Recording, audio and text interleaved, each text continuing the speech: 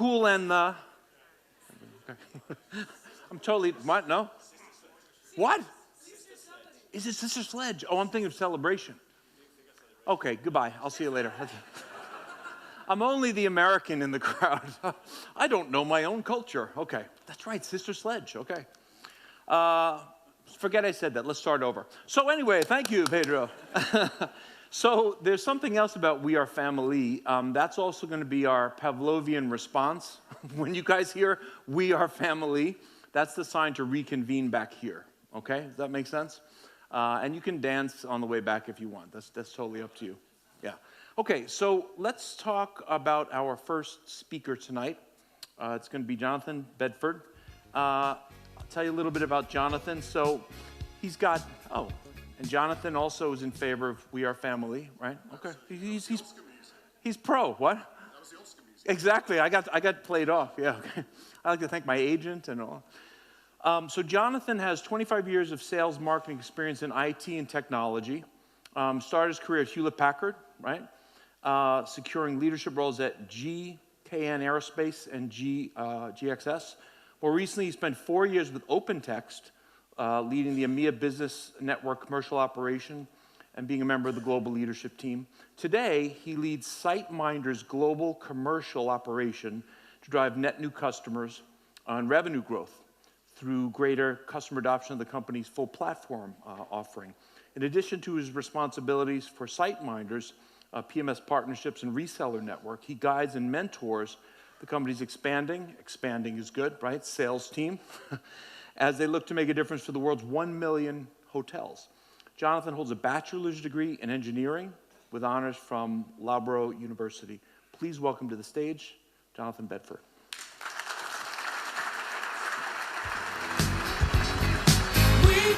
Go get him, sir. Yeah. Get up, everybody, and sing.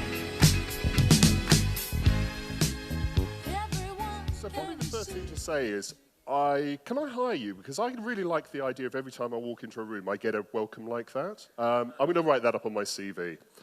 Do you know what? It's really genuinely great to be here. I'm going to tell you a few little bits and bobs before we get into the meat of the presentation. The first thing is, put your hands up if you didn't know what shoes to pack for this trip, because for the last 2 years, Zoom hadn't had to worry about anything below there. Anybody there? Nobody's put. They're a tough crowd for putting their hands up, aren't they? Okay, let's try more with the basics. Stand up if you got in before 10 o'clock last night. Come on, stand up. Did anybody? 10 o'clock, come on. Well, thank you. That was a very honest response. And no, please stand. Please remain standing. 11 o'clock. Who was in before 11? Stand up. I can go all night, you see. These guys may drag me off, but I can continue. 11. Very responsible. This is also a really bad sign, isn't it? Midnight. Who was in before midnight? Okay, so this is the Cinderella crowd. Okay, the pumpkin wasn't quite there. 1 o'clock in the morning. Whoa! Okay. Please tell me there are people still sitting? I sense that I could say 5. You have not got the energy to get up. All right, 3 o'clock. Let's get everybody standing. Right, this is just I wanted a selfie, frankly, and it was the only way I was going to get you all standing, wasn't it? So can we... Ready? Waves up. There you go. It was the only way it was going to happen, so thank you for all of that. I'll try to make this as interactive as possible through it. This is why I am going to try to click. Which button do I press? I'm guessing it's the next button. So look, genuinely, it's a pleasure being here. Thank you for inviting me. It's so good to see everybody here. It was wonderful to be together last night. This business is really one of family. You're absolutely right. We have partners, ecosystems, members across this room. It was wonderful to see the last 2 years coming together. And really, I'd like to have the opportunity to thank you all for talking a little bit around SiteMinder and share our thoughts from our business. I'm going to spend the time talking about transformational growth through the rise of the platform. But first, I'm going to talk about my son. So this is my son on the left-hand side. I was yesterday heading out to come to the airport, and he looked at me and went, "What's that?" And it was this. It's my suitcase. I bring it up here. I'm spinning it a little too vigorously there. And he went, what's this? For those of you who have children, what's this is a big thing for children. Everything's what's this. He'd never seen a suitcase in his life. Growing up over the last couple of years, hadn't seen a suitcase. Now, this suitcase has been up in my loft for the last couple of years. I'm sure many people have also had their suitcase in the loft for several years. When I got it out of the loft, I held it, and I felt different. I felt different about the world that I live in. And it's that spirit of adventure I described to my son, that this is maybe just a physical thing to get me from A to B, but it stands for so much more. It takes me to places that I've never been before, and it exposes me to cultures, destinations, and the world. It's just so good to be holding this again. And I'm going to ask, how many of you internally, don't have to put your hands up, I will not embarrass you, how many of you thought the same when you held that suitcase, when you came out to this show? I suspect a lot more. He is looking forward to seeing me when I get back. I suspect he thinks I'm bringing Lego, which I may well be. So if somebody can help me with the Lego, that would be absolutely fantastic. But here I am. I've been given the exciting and daunting task to talk around 3 words: adapt, pivot, and grow. Thank you for that. You could not have given me a bigger task, Pedro. I appreciate that. You were in the bar when you came up with that, I suspect. It seemed a good idea at the time. Those 3 words could describe and be used in a conference within their own right. And I have to apologize, like our industry, I am also recovering from COVID. So apologies for if I cough or anything else. So to me, SiteMinder has really had to live these values over the last few years. I'm sure every one of us, over the last few years, we have had to adapt, pivot, and grow, just really to make ends meet in terms of the complexities of the environment we're living in. Every day, we had to adapt to new information as it came through, and we use these 3 words as a Bible within our business, as the whole of the global pandemic, which hit the travel and the accommodation sector, really came through. Every day, we'd be adapting to new news, we'd be pivoting our plans, and kept very much on focus. Staying true to our growth within SiteMinder, we were able to achieve some great things over the last couple of years. We still opened offices in Berlin and Barcelona. Fantastic to be able to expand the business. We're reaching 150 customers in over 33,000 countries and 33,000 customers. We've successfully listed on the Australian stock market, and last month we launched our next generation of hotel commerce platform. Things that we're really proud of, but you'll be pleased to hear I'm not here to talk about SiteMinder. I think the few of the SiteMinder crowd in the room will be probably most pleased to hear about that. What I'd like to do, though, is talk a little bit around the business that guides us all, and really what we're focused on, because ultimately we are focused on our customers and our markets. And I want to talk about the growth in our industry that we all share. Our growth is inseparable from 3 keywords: the adapt, pivot, and grow. These are the prerequisites for growth within our industry. Transformational, dynamic growth is forged in unprecedented times.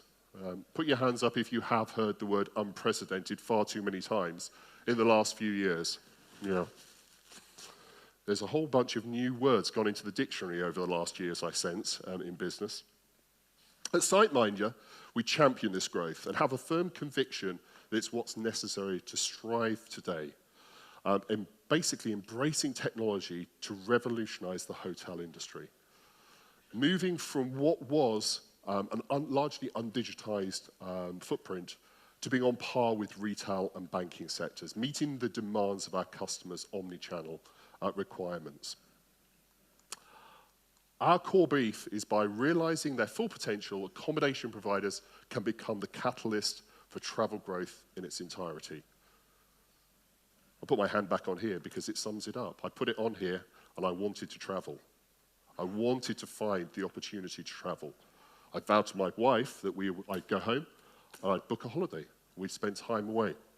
Of all the things over the last couple of years I've missed, it's the prior 10 years worth of travel I wish I'd done. I'm sure many of us felt the same way. Those opportunities to travel really felt painful that we'd missed. Now I'm going to talk about growth. Now, I know many of you will be thinking, growth, really? Today? We're recovering from probably the hardest 2 years in the accommodation sector, and still today, we've got staff shortages, cost increases, and levels of uncertainty in the marketplace. But yes, I say there is growth, and the numbers support it. The SiteMinder World Hotel Index, based on our booking data sourced from our open commerce platform, shows that many countries such as Spain and Portugal have long surpassed their pre-pandemic levels, with international travel now a significant component of them. Moreover, UK, France, Germany, and Italy have also reached their 2019 booking numbers pre-pandemic from a combination of domestic and international travel, with also a focus on the business sector as well.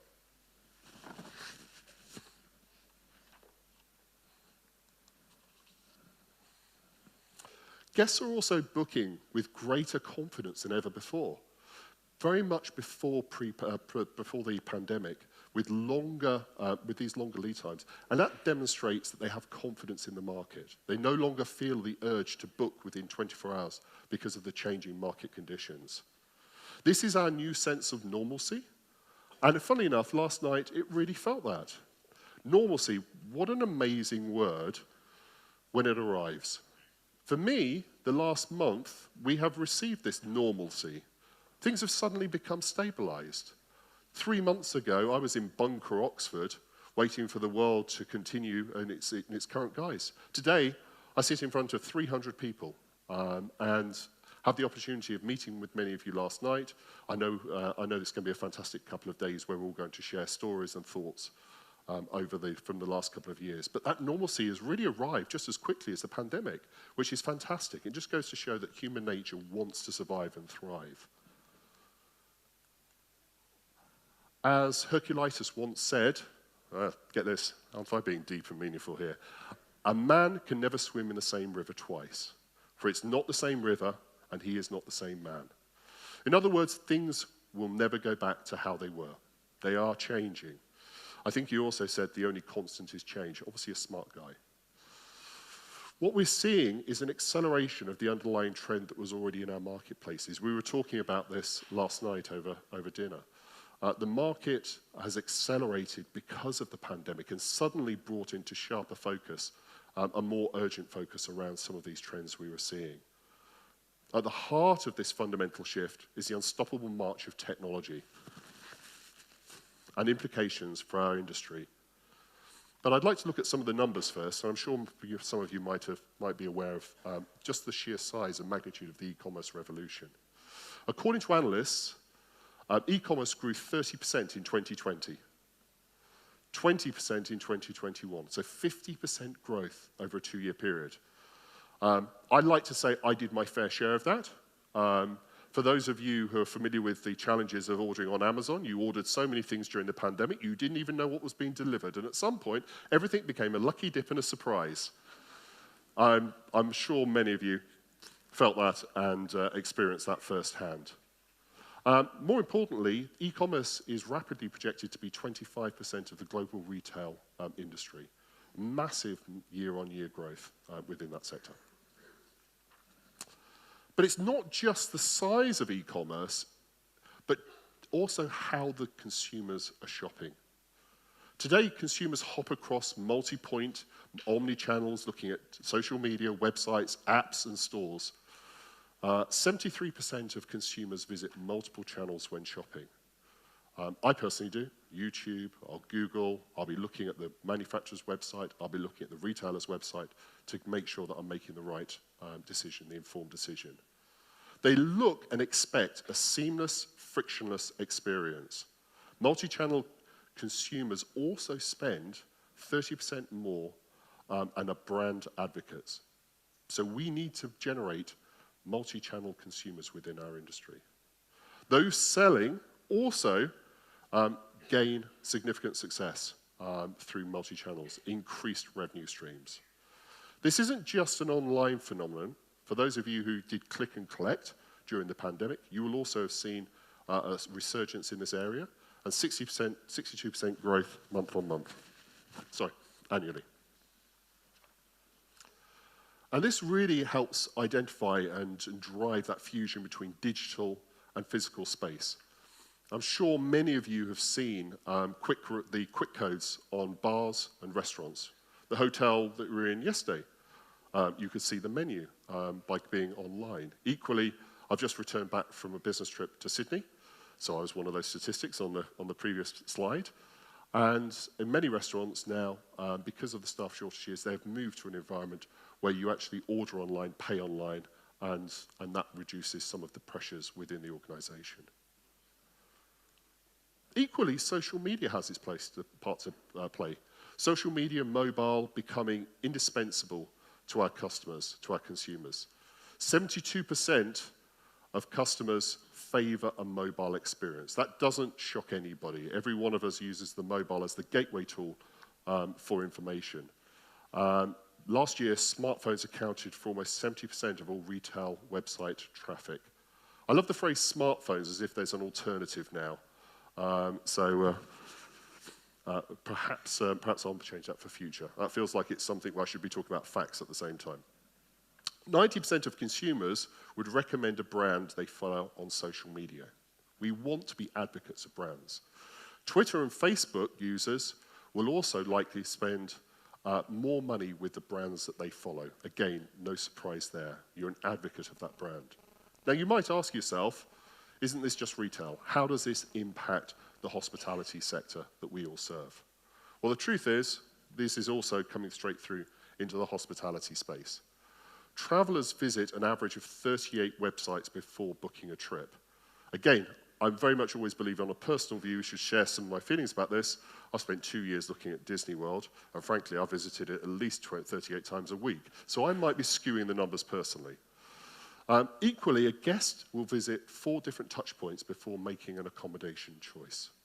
A majority will be using mobile devices. So customers are already there. Our guests are already out there. At SiteMinder, we know that a hotel marketed in 2 or more channels successfully will double the number of reservations. And 5 or more will grow the reservations by up to a further 40%. Channel distribution is critical for their success. In the face of all the e-commerce revolution, many accommodation providers from the 1 million properties globally are behind the curve when it comes to the consumer expectation.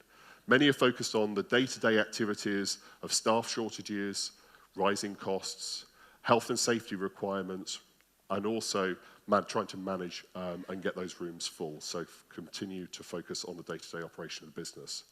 But neglecting this consumer reality of omnichannel commerce really has left an inefficiency and an opportunity in the marketplace. So the real questions are, what can they do to get ahead of the curve? Now, clearly, what do the hotels need to do? How do they do it? And where is the growth coming from? Are critical questions to be answered. I'm going to focus on the last one, just for a little bit of fun, keep you on your toes, which is really the rise of the technology itself. Over the past 2 years, we have seen rapid emergence in the hotel commerce technology space. The rise of these vast array of applications covering marketing, intelligence, services, reputational management, loyalty and upsell, and more. I'm sure you've all experienced these, and many of you interoperate within them. Only yesterday, again, I accessed the menu within the restaurant, part of that ecosystem where hoteliers are looking to leverage technology and use the technology stacks available to them to give a better experience to their guests. We've also seen a diversification in channels that guests look to book from, moving away from perhaps the traditional view and moving into how they can capture direct bookings on their own websites. Airbnb, the GDS platform for business travel, metadata, leveraging Google, and also regional OTAs. We've seen a real diversification of how guests' systems would operate and how customers would like to, our properties would like to connect to the marketplace. At the heart of the hotels need to evolve to meet guests' preferred behaviors.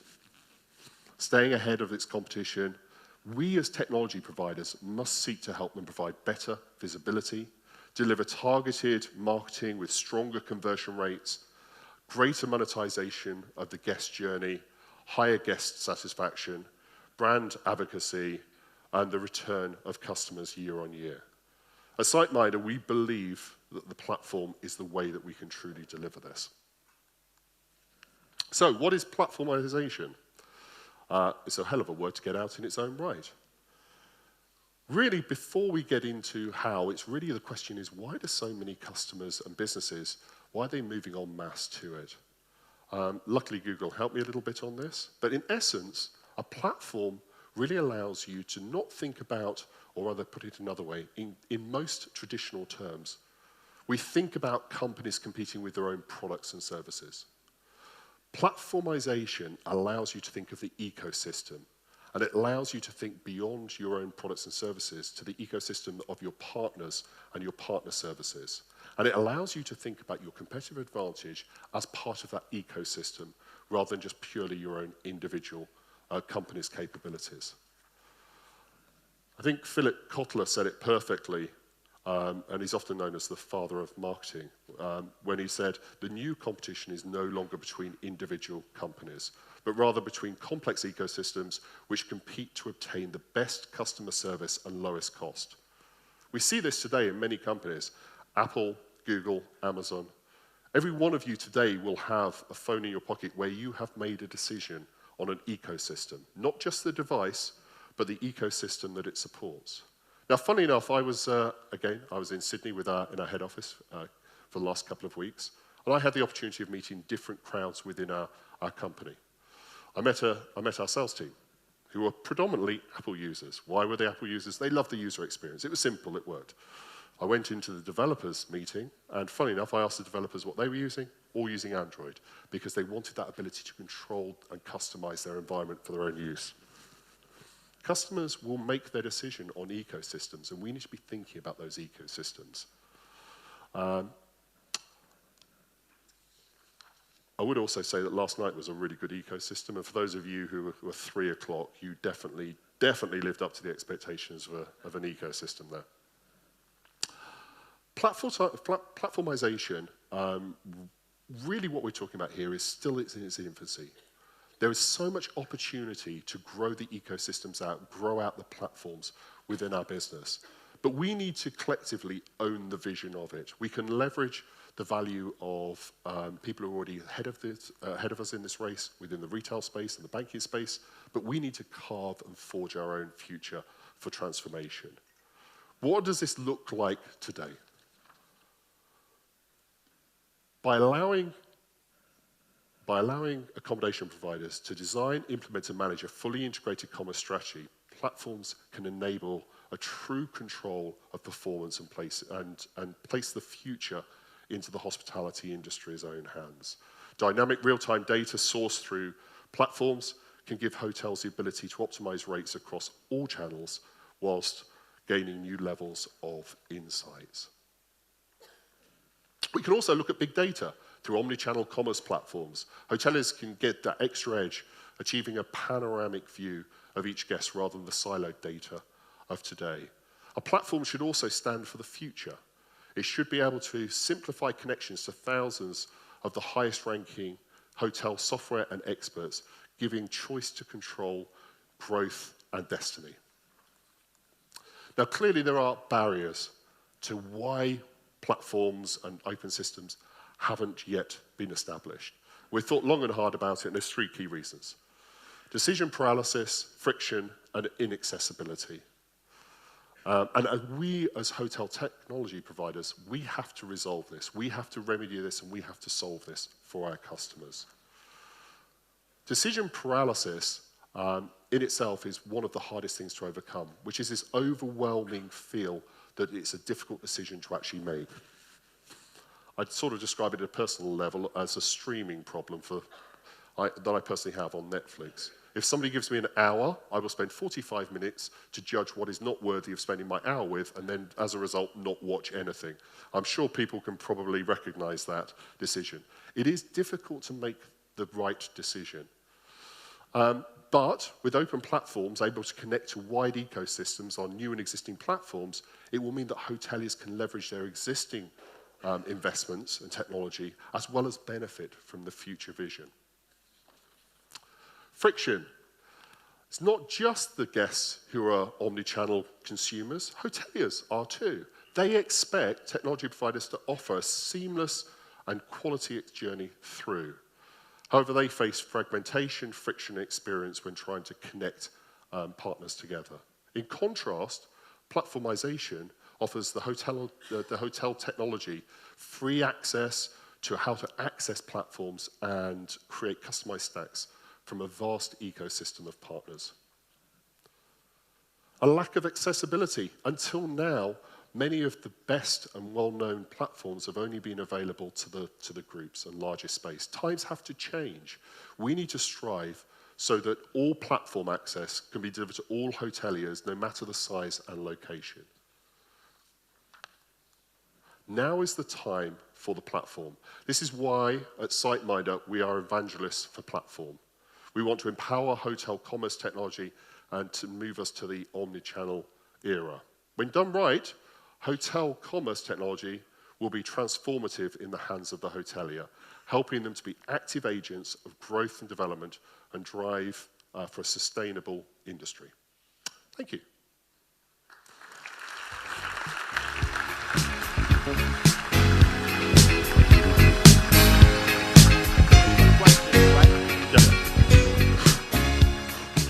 Okay, so we're going to take a few questions, and I think we've got Sarah and Tina with the mics, right? So raise your hand if you have a burning question, and one of our microphone technicians will come over to you, and then Jonathan can address your question.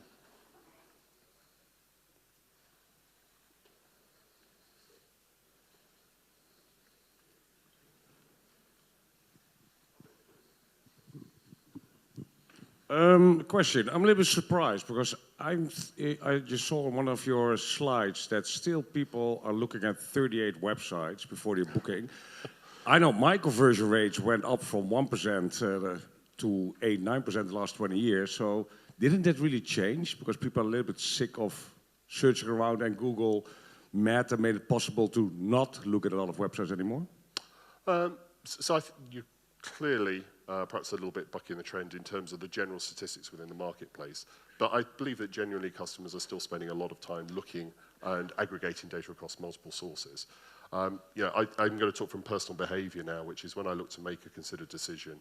Like I say, I will look at the manufacturer's website or the property's website. I will look at different review websites. I will also look at YouTube videos, which will give me direct information from influencers. By the time you aggregate that data set up, it actually grows quite quickly. You'll also do price reviews.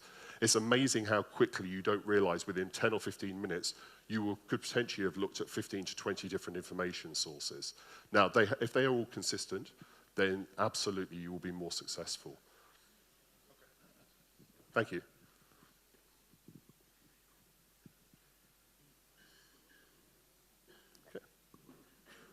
I have to say, it's awesome being up here, but these lights are stellar, aren't they? Yeah. They're quite awesome. I feel like the questions should be tougher to justify the lights that I'm facing. Have a really tough question to justify. No, you're fine. Well, look, in which case... Is that good? That's absolutely fantastic. Look, thank you so much for your time. Let's give him a big round. Yes. Thank you. Woo. Thank you.